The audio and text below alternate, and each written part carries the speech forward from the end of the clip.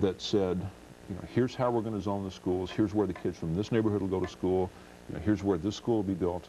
An incredibly complicated plan. I mean, it's this thick when you look at it. And finally went back to the court last January. And a year ago, in fact, almost to the day, went back to the court, and Judge Wiseman said, looks like you have it worked out. Now I'm going to give you 6 months to get it funded. You have to the end of June.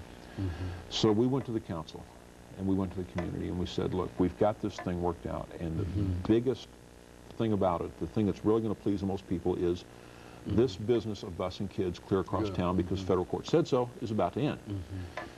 And it was a long fight, and it was a narrow victory. But the council we had until June the 30th to get this thing approved, the funding.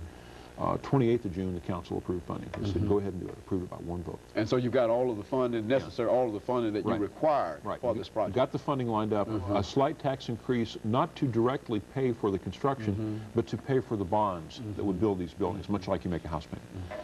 So in September, late September, we went back to federal court with the plans and said, look, we've got a plan, we've got it funded, we're poised to put this thing into action. Will you please release us from the court order, make us unitary, and let us go our own way? And the judge said yes, and the judge was in tears, and our director of schools, Dr. Wise, was in tears. The chair of the school board was crying. It was the most. I've been in a lot of federal courts in my years as a reporter, and I've never seen people get that emotional. It was an emotional kind of thing after all these years of struggling and worrying and fretting over the After more than 40 years to finally say, you're released from this court order and you can go your own way. That's where we are now.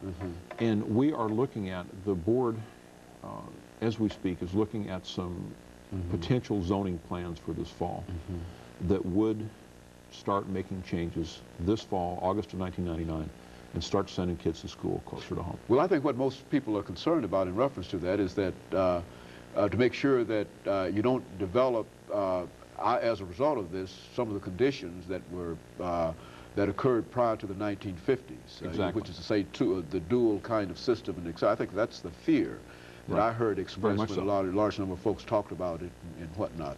But you do think that the adequate spending is there, so there's no... There are two provisions which keep it from becoming a resegregated school system. One is that the plan we have now was drawn up with the cooperation of the plaintiffs in the original court case. And the second is that there is a monitoring provision. There is a provision to make periodic reports saying, you know, here's where things are going, here's what's happening. And if things start to slide one way or another, there's some oversight.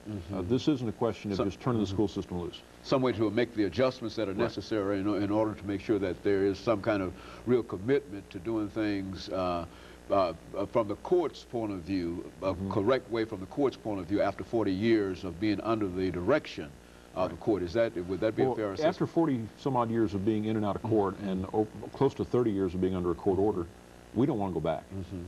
And there's a great commitment, both individual and system-wide, to keeping the system from going back to a segregated situation. You know, I think one of the burning issues that has come quite recently dealing with the system, or with the district and the school board, has to do with the new plan that the director has introduced. I think it was said that he introduced it one night at one of the school board meetings. And we want to talk about that. We've got about 30 seconds before the second commercial break, and we don't want to get into any long discussion in reference to that and have to end that. But we want to talk about that. Okay, before we do that, I want to tell you a story about our superintendent, director of schools is the title here. He's from Lincoln County, from Petersburg. And he told me the story once of going to school with black children back in the early 50s, walking out to the end of the lane, and one bus would pick him up, and one bus would pick his friend up. They go different directions, different schools. And, you know, we're not talking just about school system management. We're talking about a man who feels here. Okay, and of course, let us take this break, and we'll be back with you following this short